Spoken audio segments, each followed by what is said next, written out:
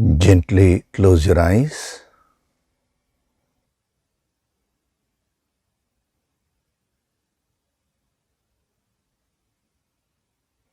Do deep breathing.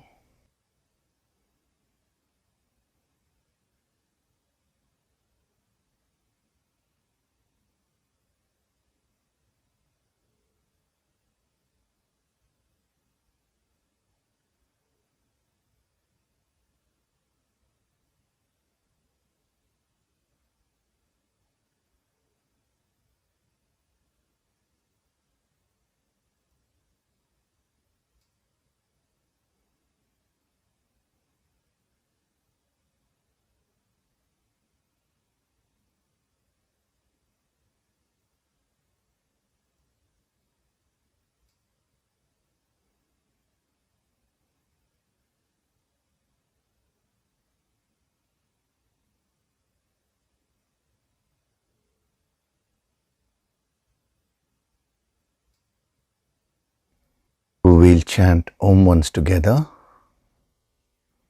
Synchronize the chanting of Om with your exhalation.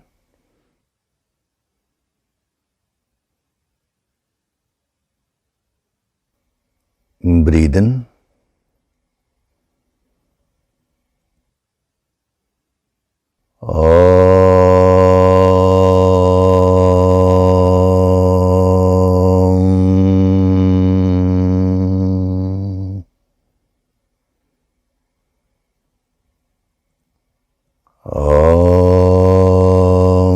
Sahana vavatu, sahanau bhunaktu, sahaviryam karavavahai, tejasvinavaditamastu ma vidvishavahai. Om Shanti, Shanti, Shanti.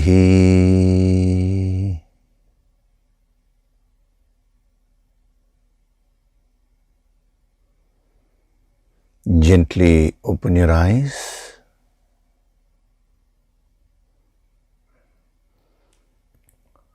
We'll chant from verses 11 to 15 of chapter 3.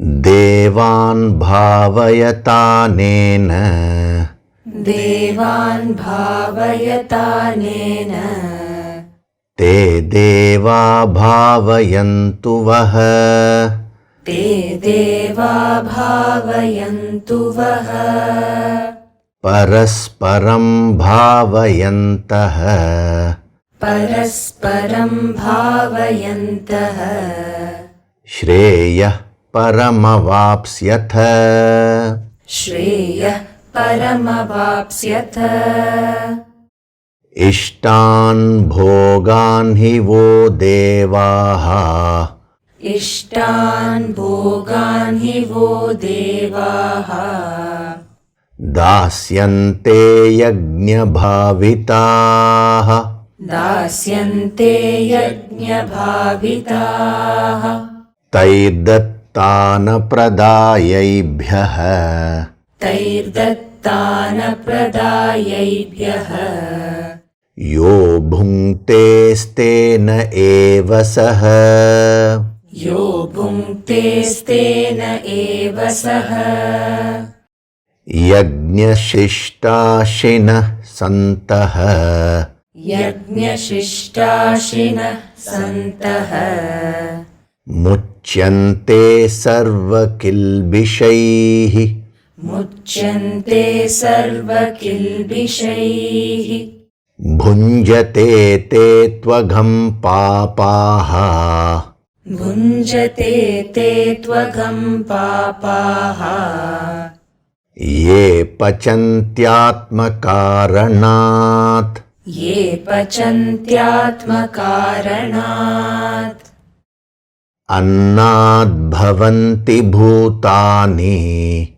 Annad bhavanti bhutani, parjanyadanna sambhavaha, Parjanyadanna sambhavaha, यज्ञात् भवति पर्जन्यः यज्ञात् भवति पर्जन्यः यज्ञः कर्म समुद्भवः यज्ञः कर्म समुद्भवः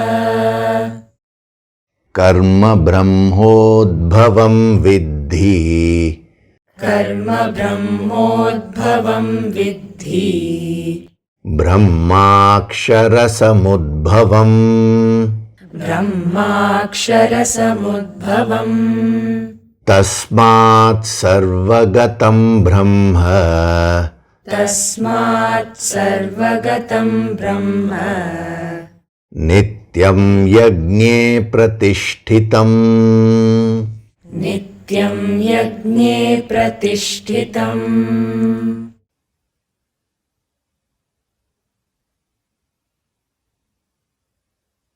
Hari Om, and a very good day to all of you.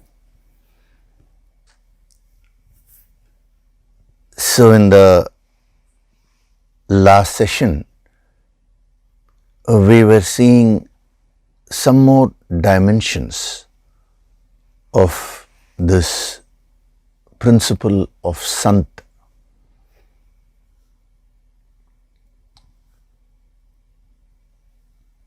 We generally have a tendency to focus only on externalities. I mentioned this the previous sessions too.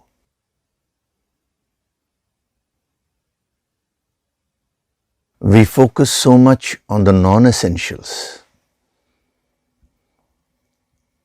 Whether it comes to understanding a principle or whether it comes to assessing a person, we always go by externalities. When I say we, I mean the human mind.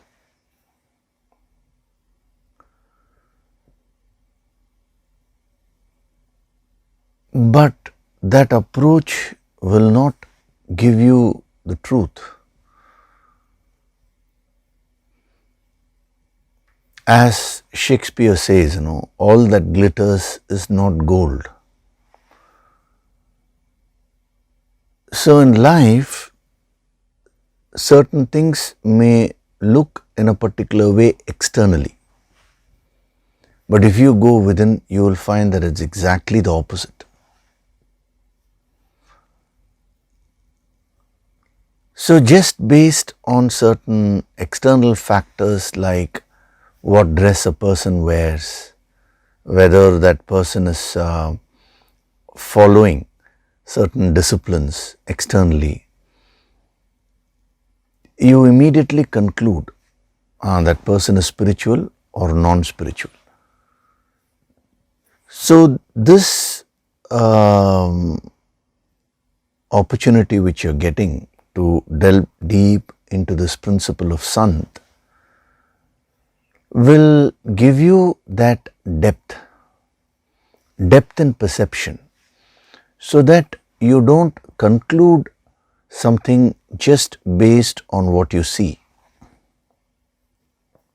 or whatever it is that you are perceiving externally.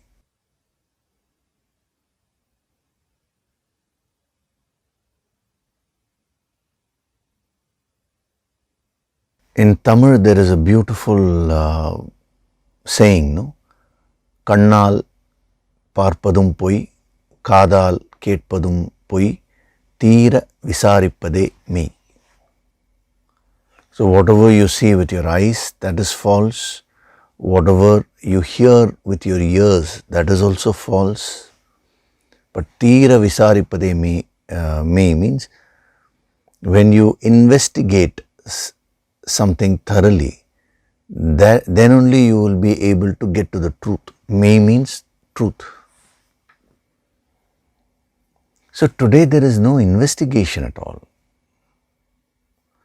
So a person praises you, you immediately say that, he is a wonderful person, just because he smiles at you and praises you. But he may have an ulterior motive, no? Or somebody is a little harsh to you, then you immediately conclude, oh, he is not my well-wisher. Actually, he may be your well-wisher. It's possible. The possibility is there. So on what basis are you concluding things? This is very important.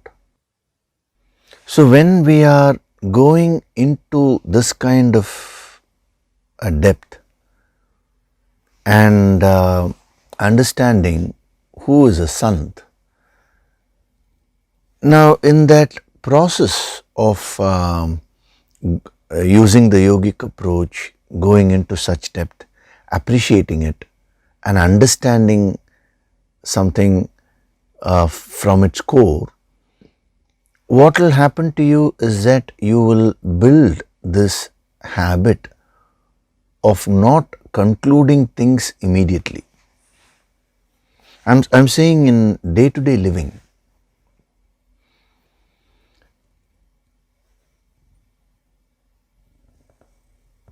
One incident doesn't make a person good or bad. See, we judge. When I say again we, I mean the mind. The mind judges based on very limited facts. So you quickly form an opinion. And once you form an opinion, thereafter that opinion will color your perception further. It's like wearing a red color glass, and then when you see everything, you will see it as red only.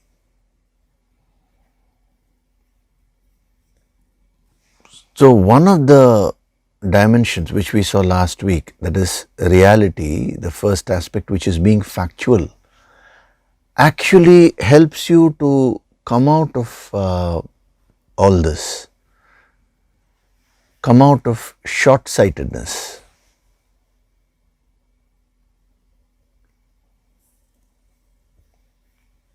See, in spirituality, you should grow in clarity so much that you become very accommodative, you become very liberal and accommodative, not narrow-minded and judgmental.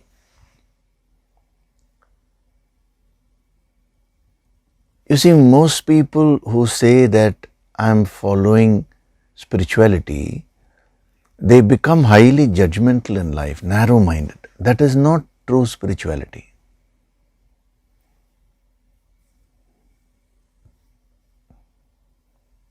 That is actually a kind of fanaticism. You just pick up a few things and you follow something, and then you think that alone is right. Anybody else who does not follow that, they are all, that other person is wrong. That kind of an attitude, it will really not help you. So from this moment onwards, start investigating. Even Ramana Maharishi, he used to say, tuppari. Tuppari means investigate. Of course, he was talking about investigate into your own self. Ask this fundamental question as to who am I? Investigate in this inner journey and find out who you are. That is what he was referring to. Now, once you learn this quality of investigation, then that can be easily applied in the inward sense, as Ramana Maharishi was saying. But if you don't have that quality at all, you're just concluding various things, you're forming conclusions and opinions just based on what you perceive externally, then how is it possible for you to go within and investigate? You will be very superficial. That's an extremely superficial approach. A yogi is one who has a very deep perception.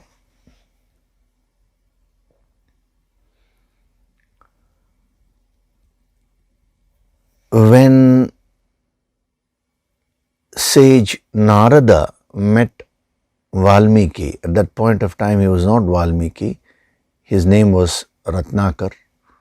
He was a highway robber. So when Narada met Ratnakar, he didn't see all the negativities. He had that perception to see that this young person standing in front of him could become a great saint. That potential was there. He had that depth in perception. That is why he guided him. And what was the result? The highway robber became one of the greatest sages, the celebrated sage, Valmiki. When Buddha met Angulimala, who was also incidentally a highway robber, now he saw the inherent potential in Angulimala. People were afraid of him, but Buddha obviously had no fear. And Angulimala tried to frighten him, but when he saw Buddha's serene face, that did something to him. He changed completely.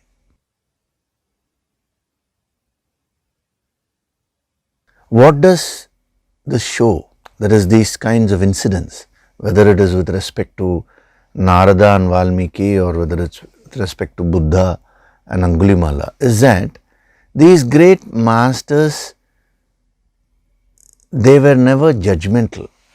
Just based on externalities, they didn't conclude.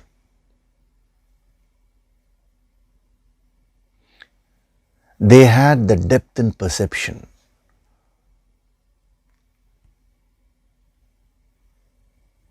So when you develop this habit of investigation, that is when you'd be able to be more factual in life. And being factual is so important. It's a wonderful spiritual quality that will take you to the truth.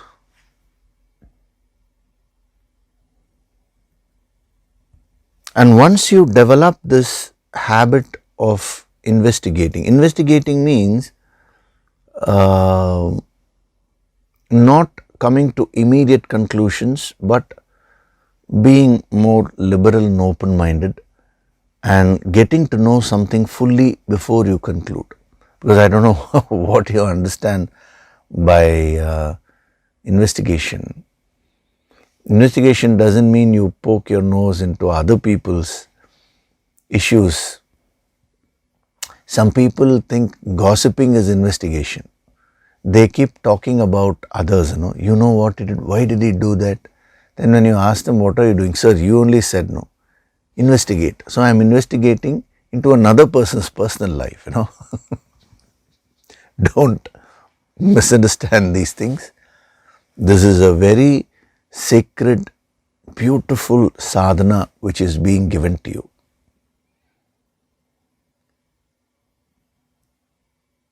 So when you just go by the face value, at some point of time you will make mistakes, you will be fooled by others.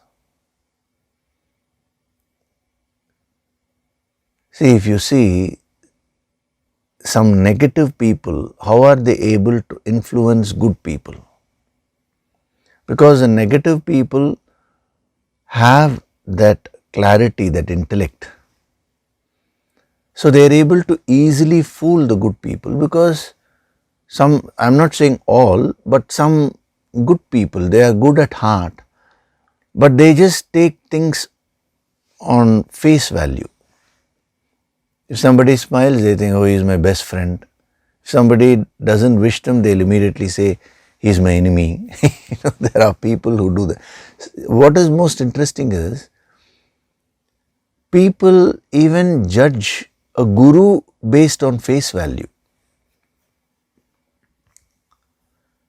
One lady long back, I'm talking of around 35 years back, one lady was telling me, she said, my guru is the best guru because first time, when I met him, he took a laddu and gave it to me so lovingly. Now, is that a criteria? That is just mechanically going by externalities. It's a very superficial approach. So in this session, in these sessions, in the Sunday sessions, when we are using the yogic approach and going deep within, this is like the net practice. In cricket, they have something called net practice. On a daily basis, they go to the nets and they keep practicing their strokes. The batsmen keep practicing their strokes. The bowlers keep practicing their techniques. They try to perfect the techniques so that when they play the actual match, it becomes easier for them. So similarly, take these Sunday sessions as net practice. The yogic approach which is being used in these sessions, that is all the net practice to practice depth. And then where do you need to really apply this in your life? Your life is the actual cricket match. The net practice helps a player to play the matches better. Similarly, these sessions should help you to live your life better.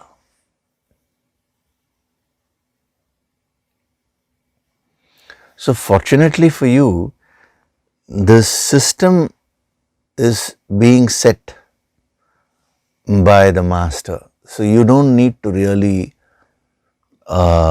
worry so much as to from where will I start, what should I do and all that. You just simply follow the system. Follow the energy pattern which the master is setting. That will make you really, really deep.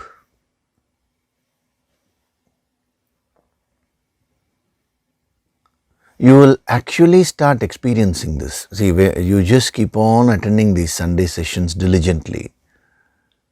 After a while, you will find that the way you understand things in life, the way you understand people, everything will start becoming more deep. How is that? It's because you are practicing your strokes during the net practice.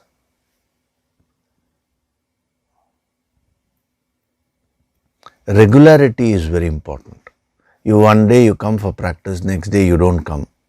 Then the coach will not be able to do anything.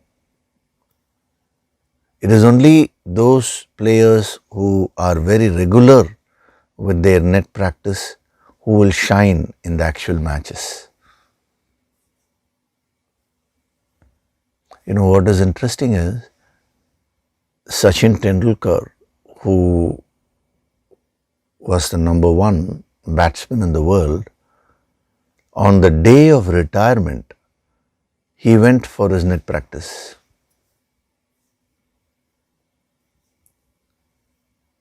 See, whenever you read about successful people, you should pick up all the positive things. On the day of retirement, that day it was announced that he's going to retire. That day he went for net practice. That was the last match he was playing. And interesting part in that article was some of the juniors were wonderstruck because he was playing certain strokes and he was asking his juniors, am I playing it correctly? They first thought that he was teasing them, but he was not teasing. He was genuinely trying to perfect his strokes. Another few hours he was going to retire from cricket. So in any field, if you take an achiever, the net practice aspect will be there. diligent practice to master their skills. So even when it comes to spirituality, you will have to master the skill of depth. It is only when you are factual and then of course objectivity, that also we covered. So only when you develop these qualities that you will become very deep. So how do you do that? Utilize these Sunday sessions. This is the best opportunity you have.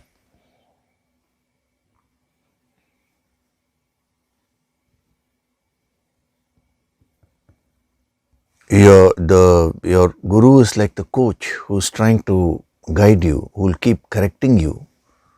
But you practice your strokes. You perfect your strokes here. And then you will find that when you play your game of life, this practice will come and help you. When a problem comes in front of you, you will not get bogged down. Instead, you will use this depth and perception. You will be able to penetrate and get to the right solutions.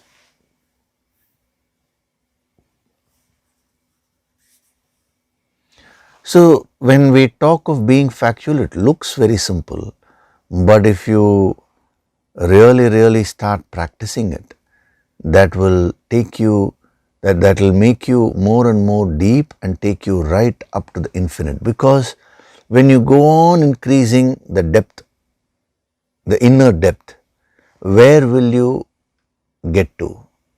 See, when you don't have any depth, you will see only the physical body. When you develop a little more depth, you will see the pranas. When you develop a little more depth, you will see your emotions. When you develop more depth, you will see your thoughts, your beliefs. And then when you develop more depth, you will see your own karmas, the psychic impressions in your karmic body. When you develop more and more depth, finally what is it that you will see? What is it that you will experience? That infinite supreme reality. That is what this dimension of Sant is all about. One who is established in that infinite supreme reality. How? By developing that depth.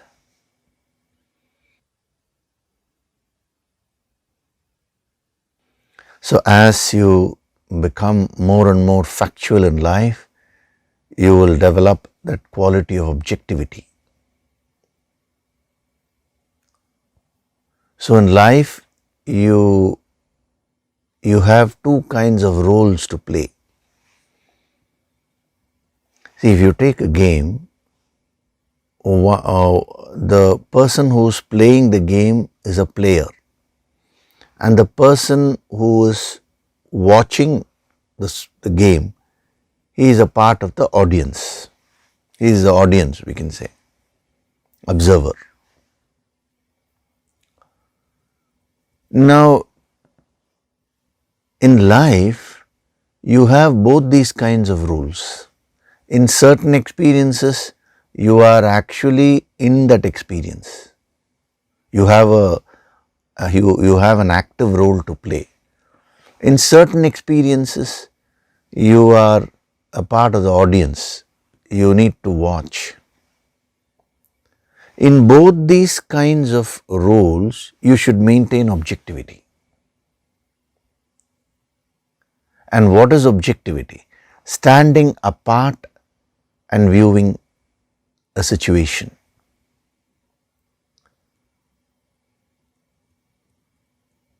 When you are acting, you are the active player there. Now, one aspect of you, the awareness, is running parallelly. That is objectivity.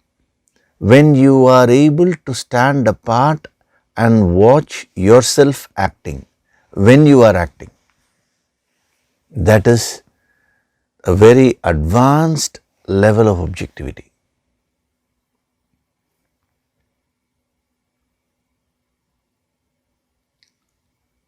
See, right now, this speaker is speaking. One aspect should be aware of the whole thing. Similarly, you are listening. One aspect of you should be aware. If that awareness goes away, then that will lead to involvement.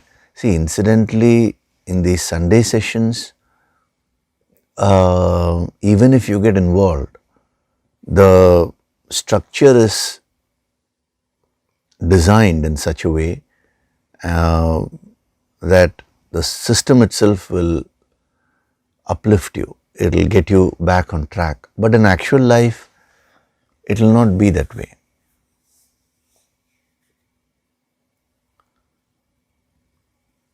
So let your eyes see, let your ears hear, let your sense organs enjoy the sense enjoyments, sense objects. Let your breathing go on.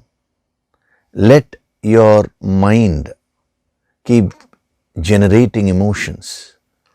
Let your intellect keep generating thoughts. You be a witness to that. This is the very powerful sadhana of objectivity, witnessing. Witnessing without any judgments, in a non-judgmental way.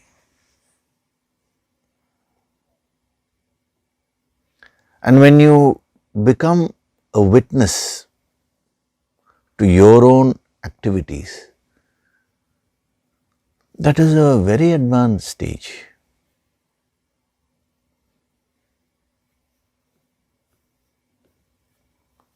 Actually, when you start witnessing, what is interesting is if there's something is wrong, the correction will start happening automatically. It is because of lack of awareness that you generally commit mistakes. When you increase the awareness and you start watching yourself, you start watching what is happening around you. Now, automatically the process of making things perfect will automatically start happening.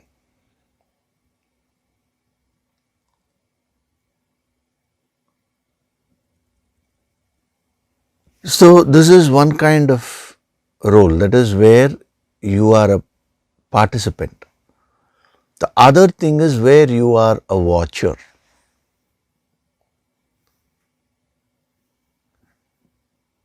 What is interesting is in life, both go together. See, supposing you are talking to someone. Now, you are the participant, you are the person who is talking, but the other person is listening to you. Now, you are also a watcher. You are also a part of the audience where you are watching the other person's reactions. Both these roles go hand in hand. There also you need to be objective. If you are opinionated, if you already have formed preconceived notions, then you will not be able to observe, witness the other person in an objective way, in a factual way. That's why when we were dealing with being factual, I was talking about not forming opinions, not having preconceived notions.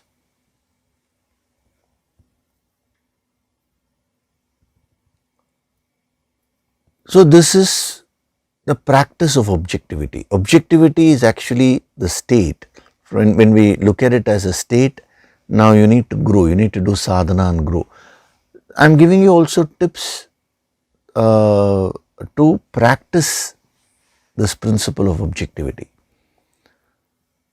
So start witnessing your own life. Start witnessing all the incidents which are happening in your life.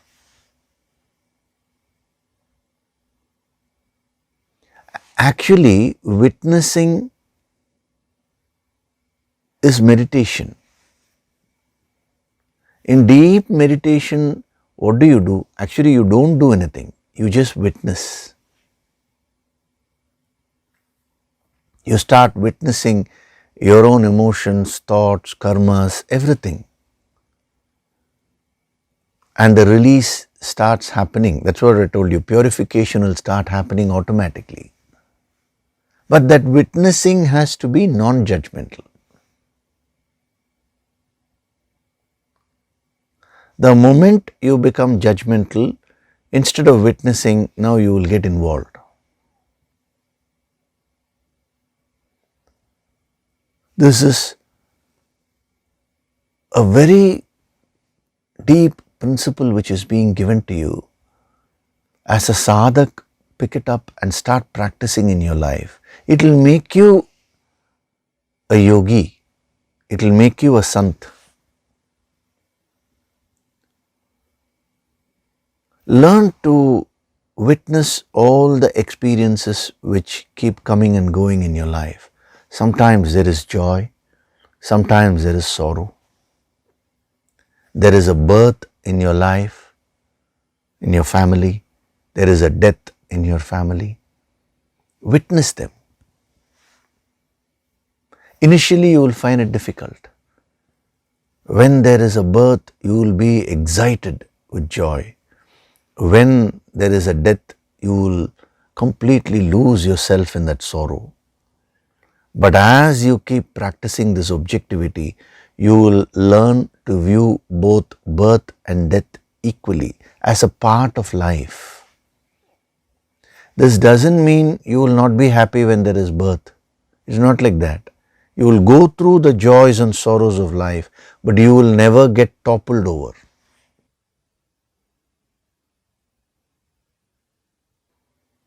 Sometimes wealth comes to you.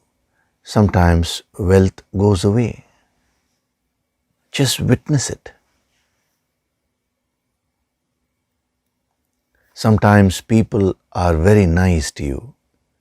Sometimes they are very rude to you. Again, learn to witness. Sometimes you get a very good name, you become very famous. Sometimes people just talk ill about you and put you down for no fault of yours. Again, just witness it. The moment you get involved and you do something, when I say do something, I'm talking of the mental process. Then what happens is your energies get frittered away. All your energies need to be conserved in order to focus and get established in the infinite.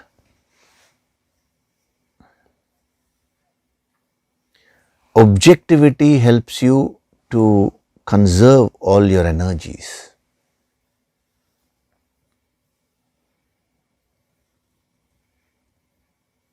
When you're watching a movie, you're naturally objective.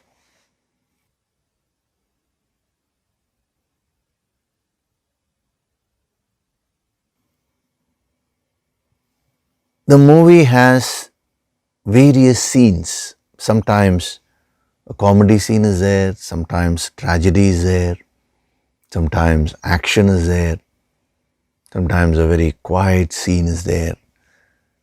Now you are watching all that objectively. You go through the various scenes of the movie, the various emotions, everything you go through, but you are naturally objective. Why?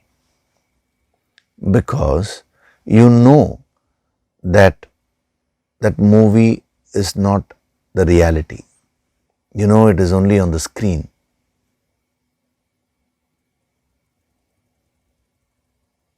You know that reality is something else and what is happening there is not real. So you're able to stand apart and watch.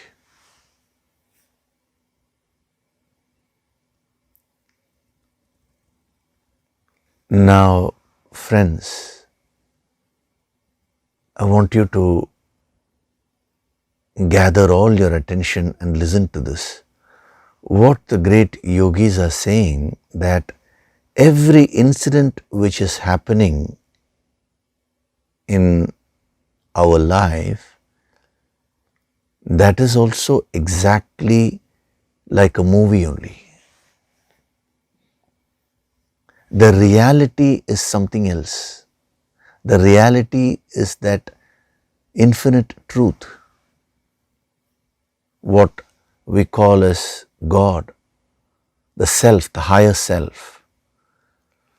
Whatever is happening in the world, it is exactly like what is happening in the movie screen. There is a projector which is projecting those scenes onto the screen. What is the projector of your life? Your own mind. Your mind is a projector which is projecting the various incidents in your life. And in those incidents, sometimes you are participating, sometimes you are a part of the audience.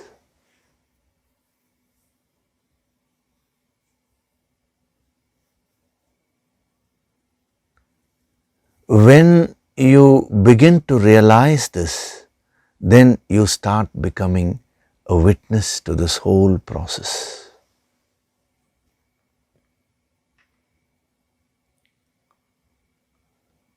When you're doing your sadhana, the yoga sankirtan meditation on a daily basis, so many thoughts, so many emotions, so many incidents which you have stored within the deeper layers of your personality will all start coming to surface. They will all manifest. What should you do?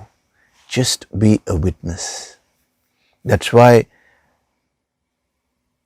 we keep saying, keep doing the deep breathing, just to maintain that objectivity. Why are those impressions there within you? Because earlier, when you went through those experiences, you were not objective. So they formed scars, they formed impressions in your personality. Now when you go through the same experiences objectively, as a witness, with the help of the higher Shakti, the Guru Shakti, now they will all get released.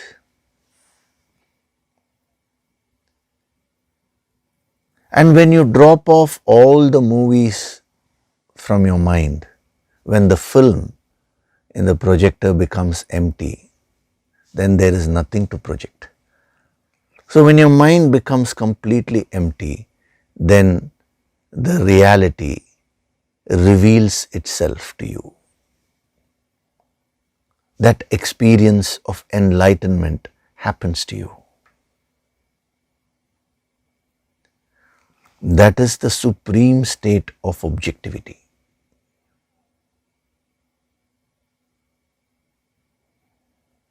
So don't take these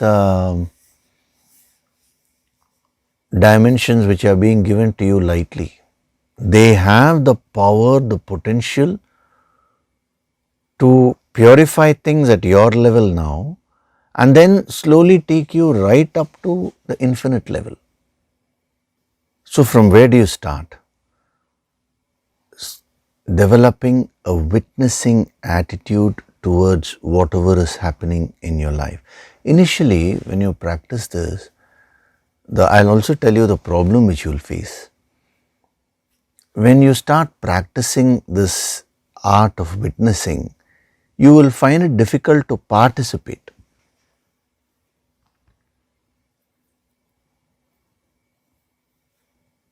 Now, that is bound to happen in the initial stages of your practice.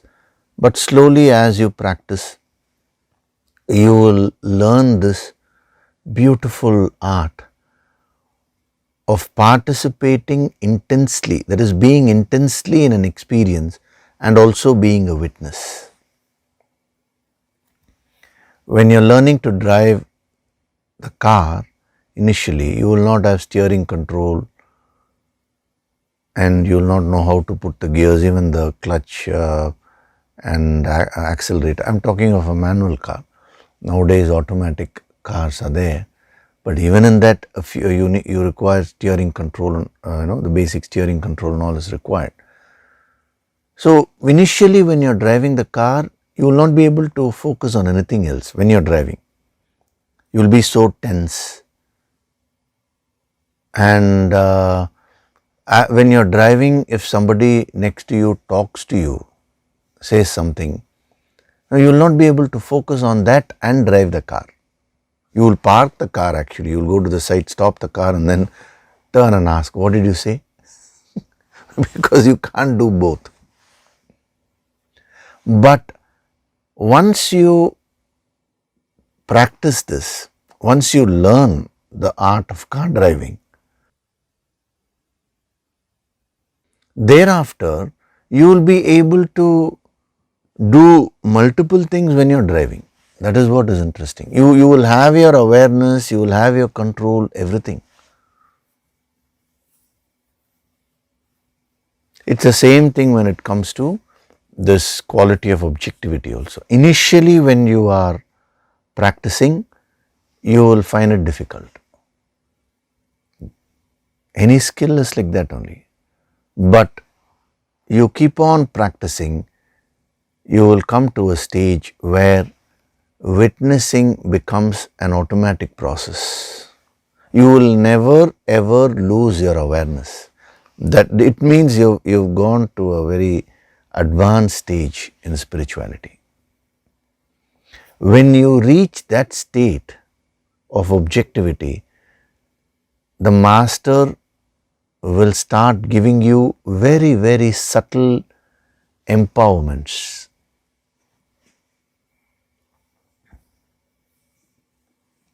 Those empowerments are inconceivable to an extroverted mind,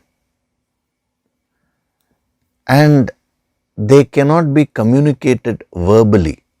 They cannot be put into words what happens deep, deep within you.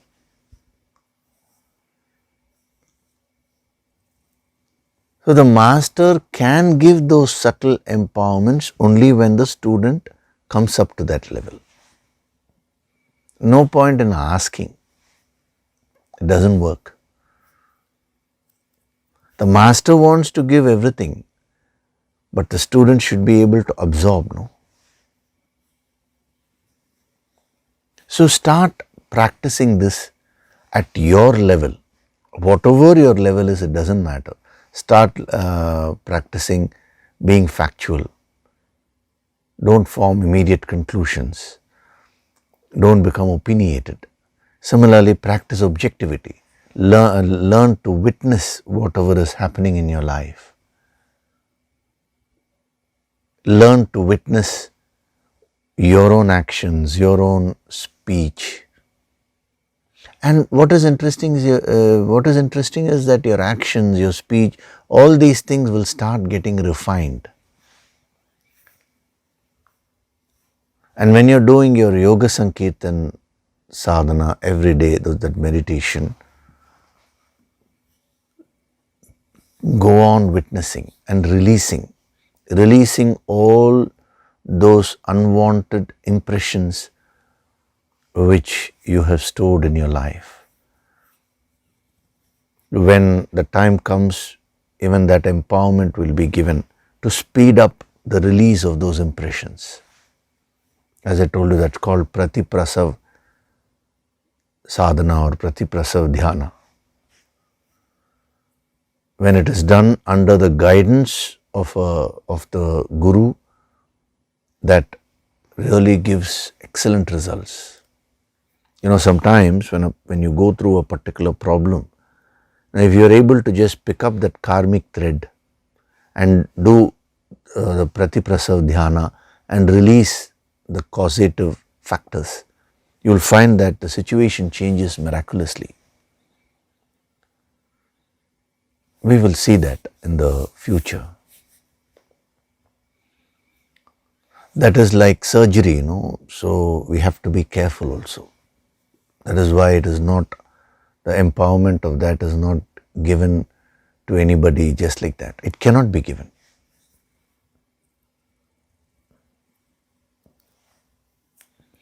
So, Sant means one who is established in reality. So, we have been saying dharma, there is righteousness, trustworthiness, responsibility. Then truth, acting according to one's conscience. Uprightness, arjavam, and then alignment of one's personality. That also we saw. Then reality, being factual and being objective. Now,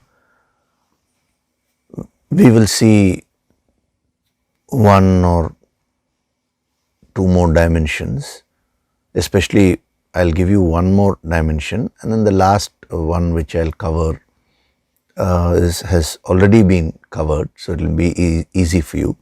So, the next dimension of Sat is existence. Sat means existing.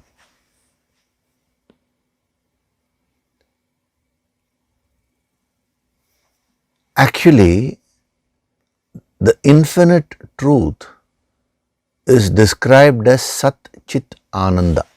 Sat means absolute existence, Chit means consciousness, Ananda means happiness.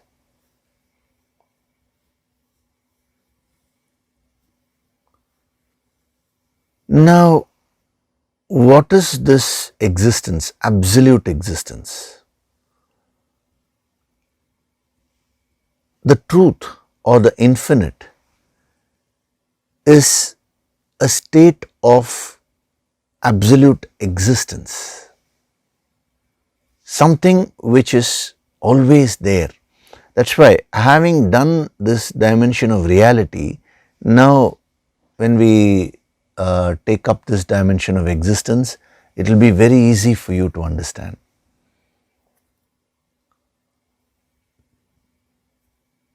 That which exists in reality, that is called Sat.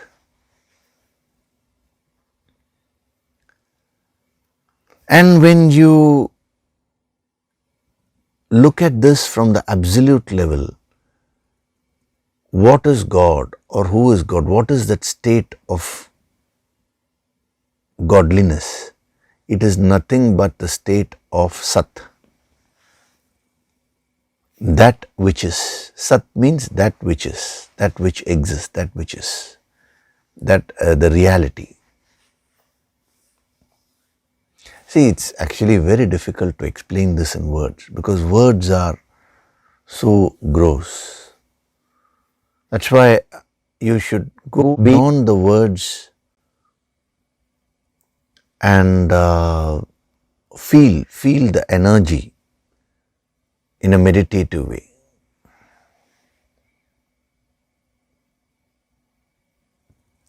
Om Tat Sat. Then, when we finish a chapter, there is a small shloka, no? That Om Tat Sat. That is. Tat means that. Sat means that which exists, that which is. No further qualification. Qualifications actually bring it to the level, qualifications bring it to the level of the finite. So when something exists in its pure form, that is called Sat. And the pure form of any aspect of this world is nothing but the infinite God principle. That is why the yogis experience divinity in everything, in everyone. They experience divinity within themselves. They experience divinity outside themselves. The perception of a yogi is so deep, is unfathomable actually. The experience of a yogi is extremely deep. So even when the Yoga Sankirtan materials were created, what is the attempt? Whatever we yogis experience in deep meditation, how to now communicate that? It's not possible through words. Then how do we do that? So that those materials have been created. So when you keep on exposing yourself and doing sadhana with the Yoga Sankirtan materials, you will slowly go beyond all that sound and the musical part, all that. It will take you very, very deep within, and you will experience the truth as it is. That is the meaning of Sat. So it's a conducive material, we can say, the sadhana materials which have been given to you. If you just mechanically listen to that, now it will not take you inward. So when you listen to it with the purity of intentions, with a pure intention of wanting to go on this inward journey of self-purification, then slowly it will start taking you within yourself.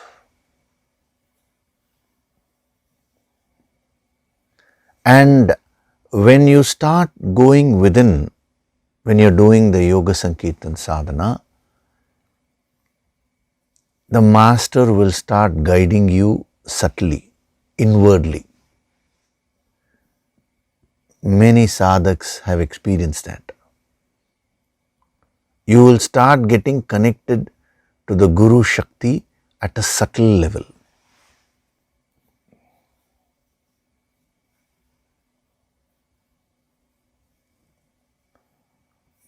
So that supreme reality is pure existence. That is one aspect.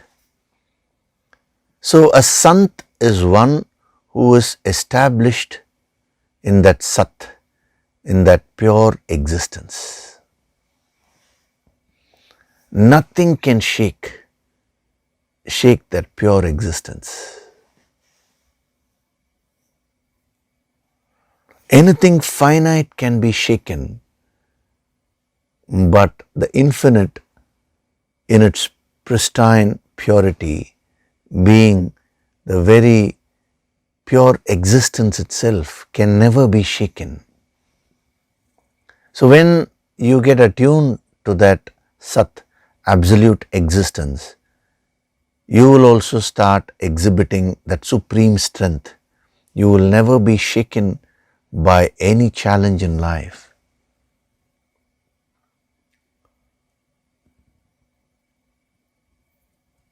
When your consciousness is stuck with the finite, every little thing will shake you. Every little experience will affect you. Something goes up, a good experience, you will jump with joy, excitement. When something goes wrong, you will completely collapse. It's, a life of slavery, whereas being attuned with Sat, absolute existence, is a life of mastery. You remain a master.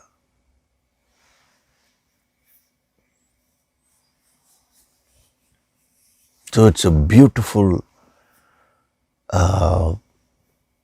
dimension of Sat, that which is, that alone is absolute existence.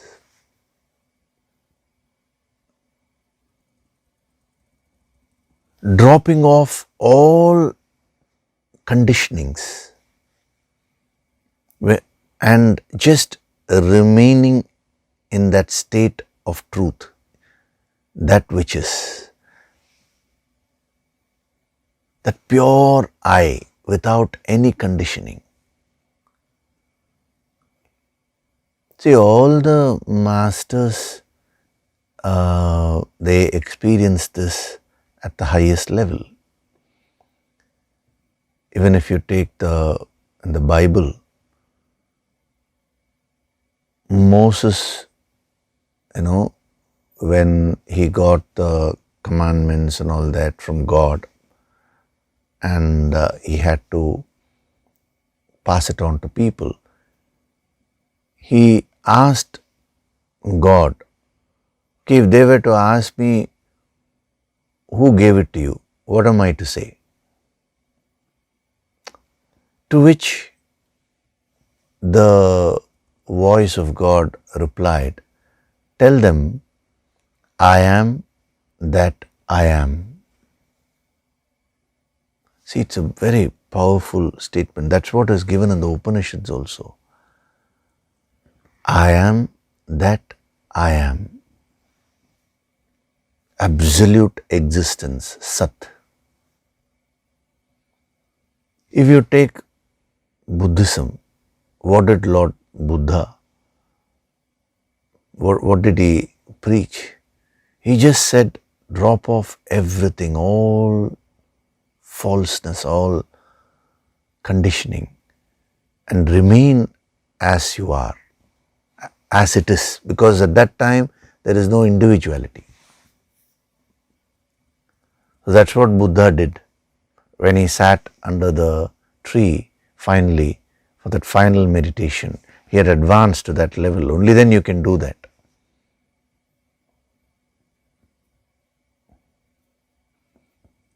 He just started witnessing the inner battle, what was going on in his mind. He passed every stage in this inward journey. And then finally,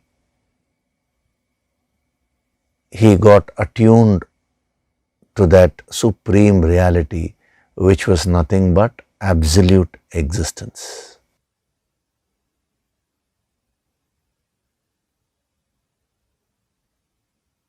The same thing happened to Mahavira also. By dropping off all the conditionings, he became one with that absolute existence. So all the masters, that's what they have done. They just get established in that absolute existence. I am that I am.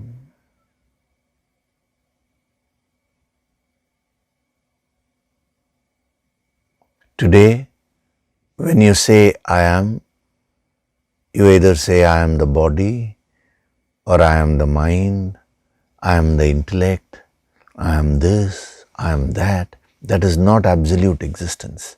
That is conditioned, finite existence.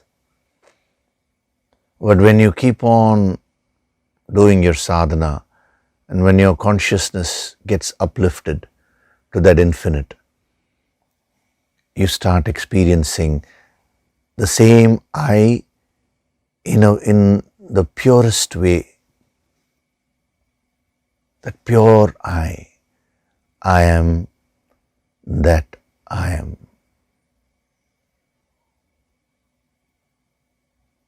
What a powerful dimension this is.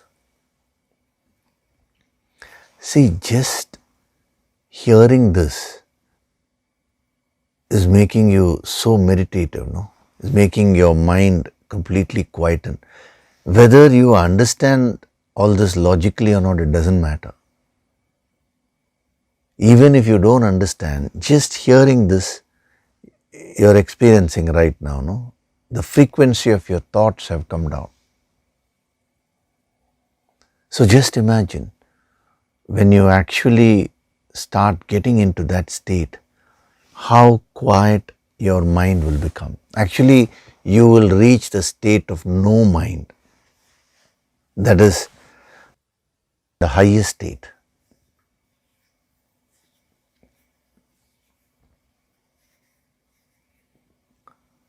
So, a sant is one who is established in that absolute existence, in that pure I, in that state of unconditioned consciousness.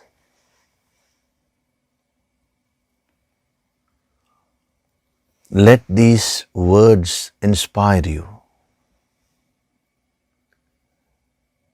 Let these words give you that inspiration to do your sadhana on a daily basis. Don't leave that. The form of the Guru will come and go. That is also an illusion only. So don't get involved there. Focus on what you need to do, which is the sadhana which the Master has given you.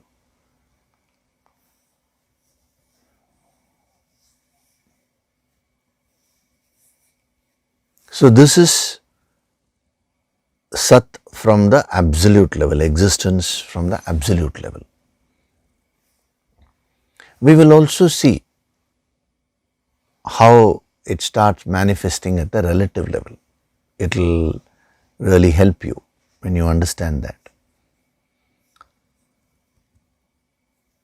So when a person gets attuned to that absolute existence, now how will it manifest in that person's behavior? How will he be? How will a sant be? A sant is one who will just be whatever he is, he or she is.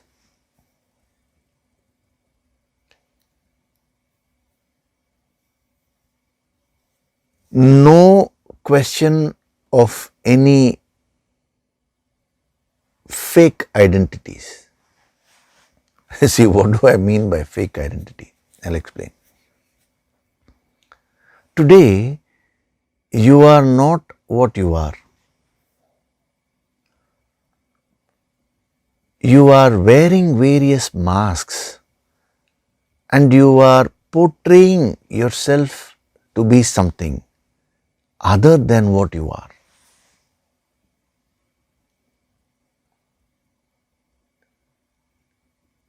The moment you come out into the world to contact the world, you wear your masks, your personality masks, and only then come out. That is what I am calling as fake identities. This I am talking about from a relative sense. You see, the entire nature is authentic. There is no fake identities anywhere. A rose blooms like a rose. A jasmine blooms like a jasmine, as it is. The rose never wants to be like a jasmine. The jasmine never wants to be like a rose. There is a beauty in that rose, there is a beauty in the jasmine also.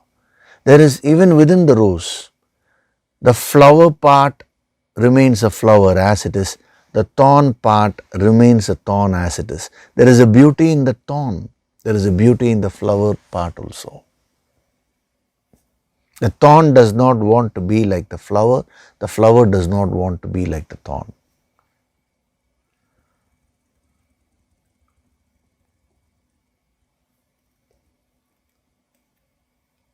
When a bird is existing, it exists as itself.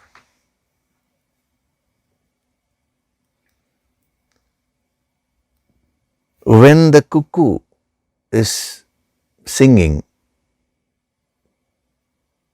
now it's so nice to hear. Why? Because it is just itself. No masks, no pretensions. The cuckoo does not want to impress you with its song. Whether you hear and appreciate it or not, it does not bother. it just manifests whatever nature it has. If you take a crow is whatever it is. You pass judgments and you say a crow is not singing properly. So when somebody doesn't sing properly, you say, why are you singing like a crow? A crow does not have any complex. A crow is whatever it is naturally. No superiority complex, no inferiority complex. It is a human being who projects all his or her complexes even onto these birds. They are every aspect of nature. So you are constantly wearing your masks and you are functioning in life. You are not what you are. So what is true spirituality? True spirituality is removing all these masks and just being whatever you are. That is the state of purity. Like a child, like a baby, a newborn baby has no masks. There is a purity about it. That is why you are so attracted to a newborn baby.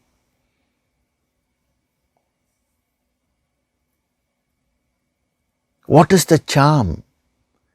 It is that authenticity. It is the lack of any fake identities. So when you smile today, it is so artificial. You have other motives, you have other intentions, and you are just covering it up with a smile.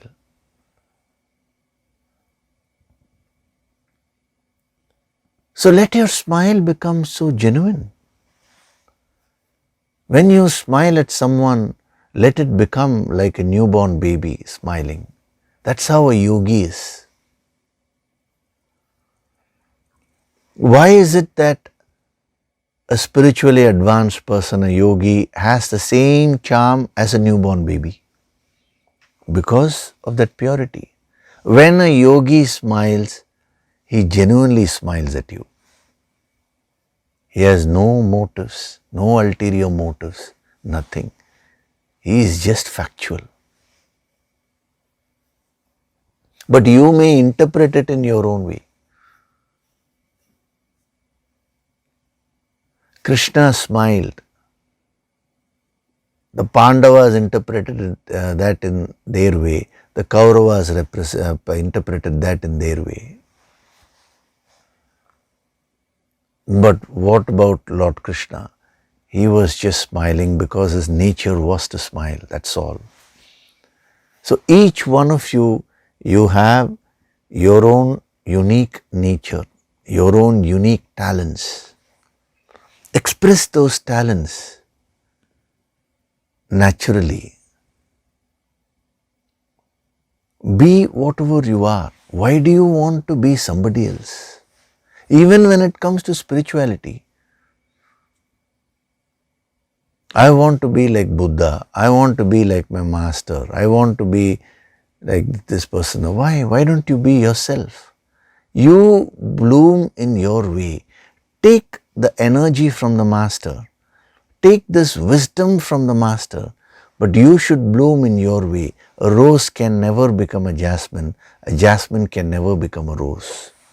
You are what you are, so unique.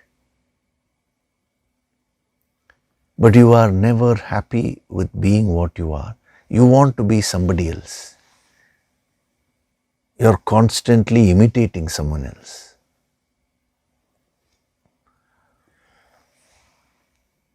You should perfect yourself and you should become the best version of yourself. You should not become somebody else. See, being what you are doesn't mean, oh, today I have a lot of anger, I have a lot of laziness, so I am what I am, I'll continue to be lazy. It's not that. You go through the process of self-purification and become the best version of yourself. That is authenticity. That is called authentic living, true living, Sat, true existence, being what you are.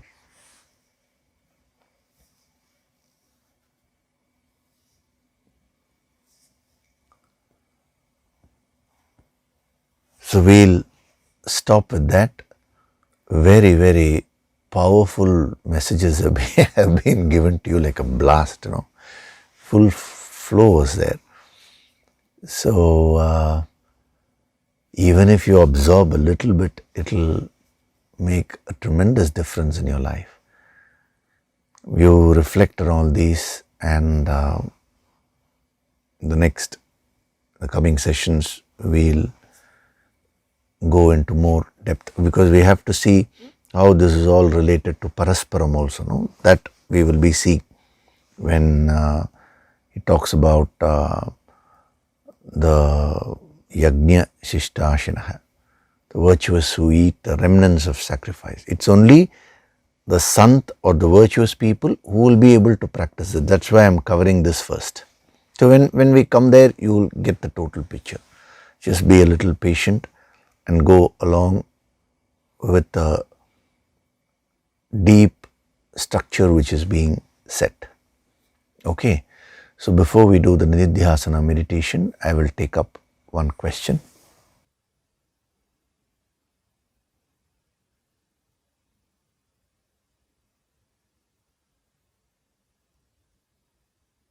This question has been asked by Krish from California.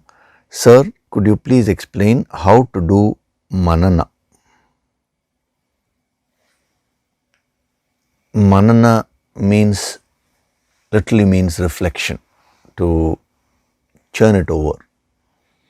It's a very good question, very relevant to one's sadhana. So actually, the path of Jnana Yoga has 3 steps: Shravana, listening; Manana, reflection; and Nididhyasana, which is meditation and installing the principles in the deeper layers of your mind. Now, when you're listening to these sessions, that is Shravana. So why these 3 steps? Because you have 3 stages of ignorance. The first stage of ignorance is I don't know. So when you don't know something, it is only when you listen that you can learn. You can overcome that stage of ignorance. Listening, reading, all those things. That is, you have to gain knowledge. The second stage of ignorance is I know, but I don't understand. My understanding is not deep enough. That phase of ignorance can be removed through manana. Then comes the third phase of ignorance. I know, I understand, but I don't have the experience. That phase of ignorance can be overcome through Nididhyasana. So in these Sunday sessions, we are following the same thing only. Shravana, the truths are being given to you. And they are being given to you using the yogic approach. So forced manana is there, forced reflection. You have to reflect along with the master, there is no other go, when the yogic approach is applied. And then finally we have the Nididhyasana, the meditation session also. And in that, these principles are installed in the deeper layers of your mind. So manana is nothing but there are very, very many stages in manana. It's reflection. So first you analyze the pros and cons and understand something in its depth. That is the first level of manana.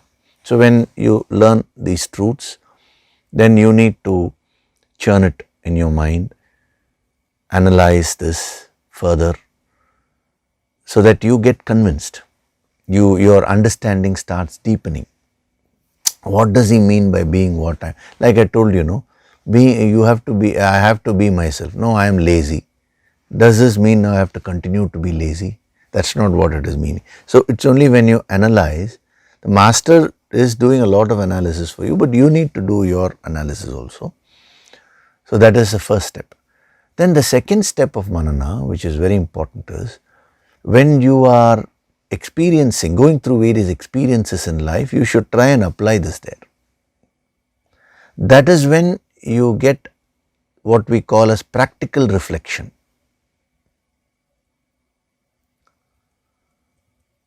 When you are reacting in a particular way in a situation, why am I reacting like that? Am I wearing a mask? Am I being pretentious? So when you start watching this in your life, when you start analyzing how you are functioning in your life with this wisdom, with the help of this wisdom, your manana or reflection becomes more deep. You will start practically applying these things in your life. This is so important. See, in the YouTube comment section, when you write your points, there is one sadhak who has written his point so beautifully. I'm just going through the relevant portion.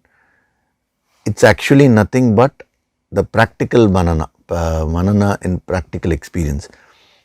I'm taking this as an example. So, Hari Om Yogishri, thanks so much for today's wonderful discourse. Okay, we'll skip all that. This portion. Quite recently, I met an acquaintance, kind of known person. When I got when he got introduced to me a couple of years back, he was a singer and used to perform concerts and sing in TV shows. But in a few years, he had started singing in movies, and one particular song in a movie, Kantara, won him nationwide appreciation, and he had won a Filmfare Award for the best singer. When I met him recently, suddenly my attitude towards him changed, and I started praising him for no reason. I kind of stood up to him, wished him and treated him very royally. At that time, all this felt good. But he was very normal and spoke as usual with his usual self. Later, after almost 2-3 months now, I understand that it was his name and fame that all of a sudden gave me the jitters to treat him royally and all. See, this is manana. In that experience, I really appreciate the sadhak who has shared this experience. It is Subramanianji. Really wonderful, sir. This is practical manana. See, he is watching his own mind, his own reactions, and he has come to the right conclusions. And not only that, see the next thing. So that was in a way my weakness. I was also thinking if that was my nishtha, because I have always wanted to earn a good name in school, college and at home. So when my energies to praise him all of a sudden came up, I understand that it stems from a deeper part of myself. Just wanted to share this with you. I'm so happy and I'm also so grateful to you to have shared this wonderful experience, because whether you all learn from all this or not, I don't know, but I keep on learning. Even when you put down your points, you do it in your own way. See, each one of you, the same points you are putting there, but I find that each one of you, you have your own unique flavor. So when I go through that, it's the natural manana gets intensified. So you should maintain that same spirit. So this is a classic example of practical reflection. So this is what manana is all about, and I'll give you one very simple tip. Just practice this. Whatever is being told in these lectures, consider that Yogishri is talking to you directly. These are direct messages for you. See, for example, when we are saying don't wear masks, immediately your mind will think of the person who's sitting next to you or your neighbor. See, Correct, what Yogishri said is correct. That person is very, you may go and give a lecture to your own family members. What did Yogishri tell? Don't wear masks. Yogishri is directly talking to you and you alone. So then what about the person sitting next to me? When that person is listening, Yogishri is talking to him or her. Okay. So this is a beautiful sadhana which will change the way you are absorbing this wisdom. Take everything which is being told in these sessions as direct messages to you. Simple. That will help you to internalize everything. It will become great manana for you, reflection. So you just practice it and see. See, remember, when a master is speaking, he is not giving his opinion. He is connected to the infinite. So the infinite is actually talking to you through the master. So it is the message of the infinite, not of the person who is sitting in front of you.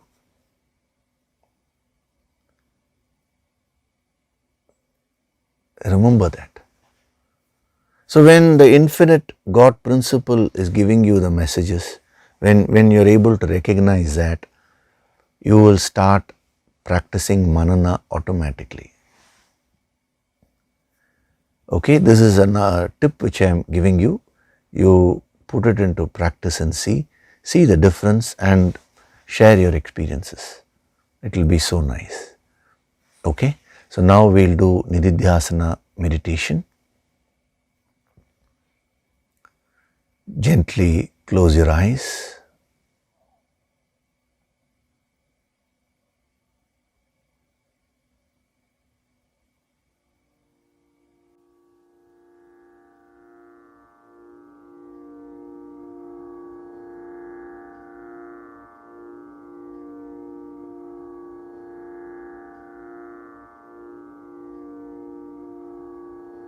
Do deep breathing.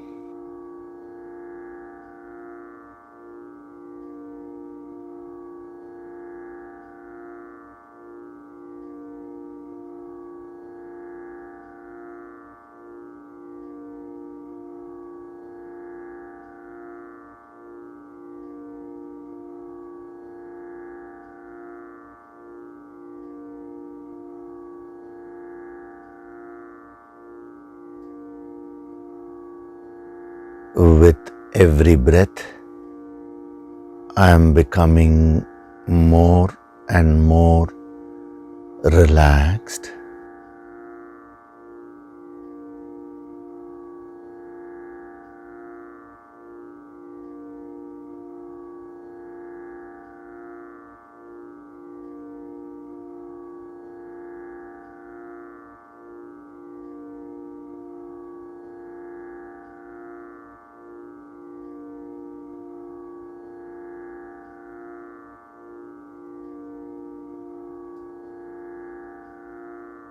Feel the divine vibrations.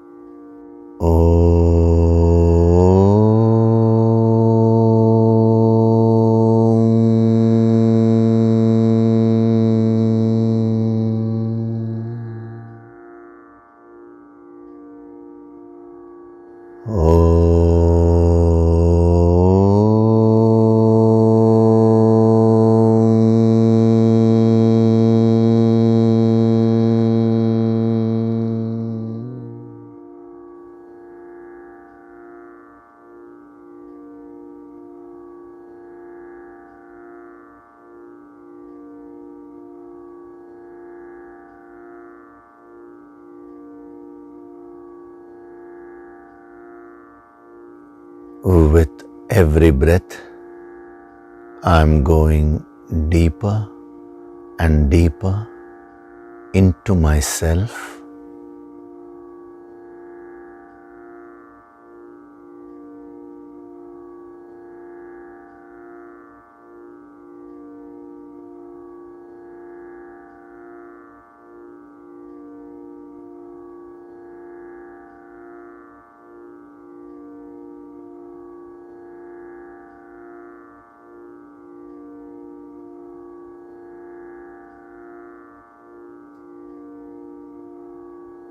I am not this body. I am not this mind. I am not this intellect. I am that absolute existence. I am that I am.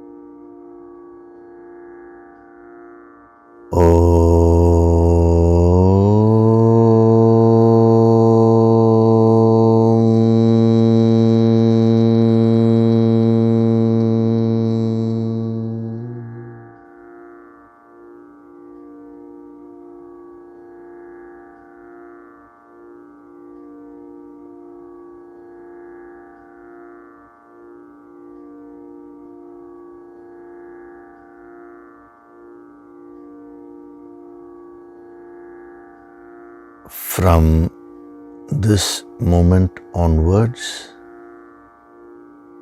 I choose to witness every incident in my life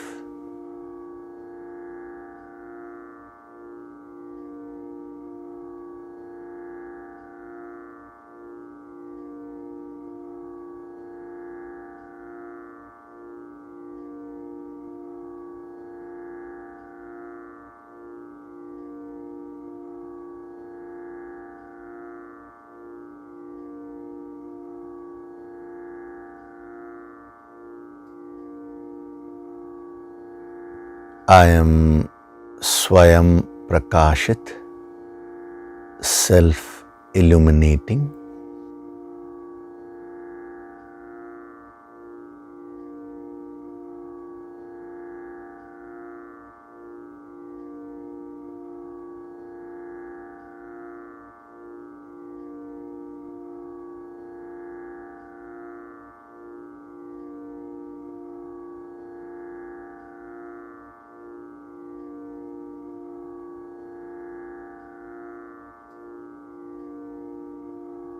Offer your gratitude to God Supreme.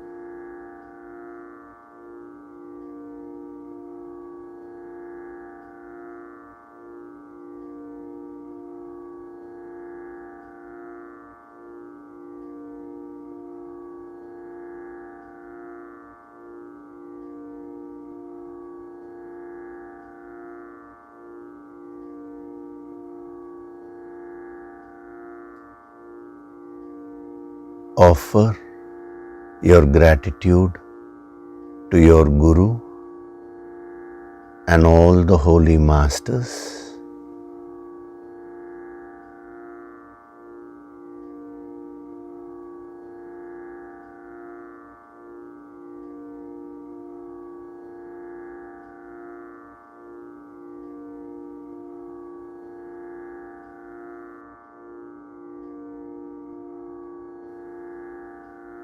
wriggle your fingers, your toes, open and close your palms a few times. Rub your palms together to create a warmth.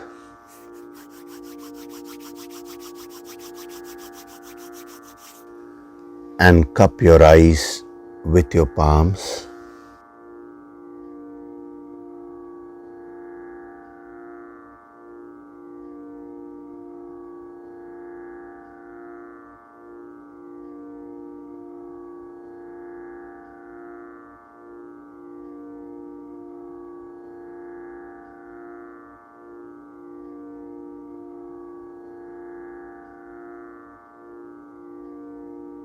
Gently rub your eyes, your cheeks, forehead, the top of your head, the back of your head, your neck, and slowly open your eyes.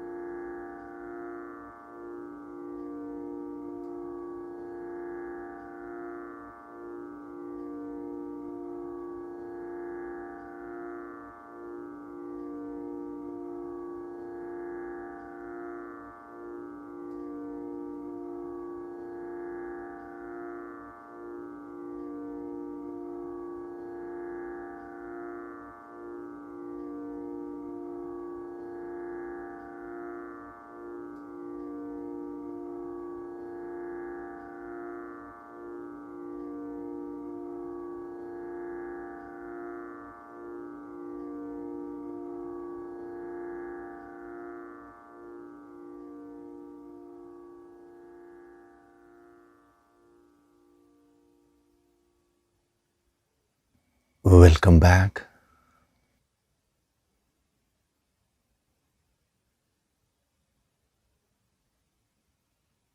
So we had a very deep session today. And why not?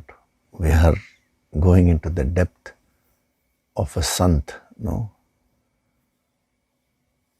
So naturally, it will have to be deep. Fortunately, since there is no time constraint, we have the luxury of getting into the depth.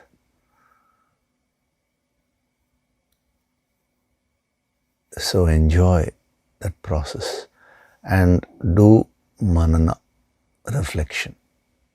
Follow the tips which were given to that sadhak. See, when these questions are being answered, remember, it is not just that sadhak's question. The messages are meant for everyone. So you should keep on learning. That is the key. Okay. So in the coming sessions, we will go further. Thank you very much. I'll see you in the next session. Hari Om.